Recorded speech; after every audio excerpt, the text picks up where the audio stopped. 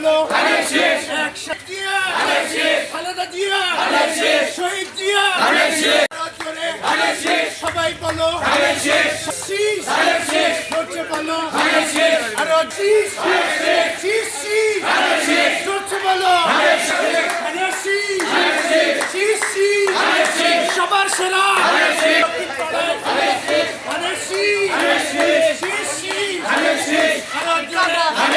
সবাই বলো আপনারা দয়া করে তাদের সুযোগ ভোট দেবেন, বগুড়ার উন্নয়ন করার সুযোগ করে দেবেন। কারণ বিপুল ভোটে জয়যুক্ত করা লাগবে আমাদের পরিবারকে একটা করে ফ্যামিলি কার্ড দেওয়া হবে। আর এই কার্ডে এই কার্ডে তো এই পরিমাণের টাকা বা এই পরিমাণের মাল পাবে প্রতিটা পরিবার।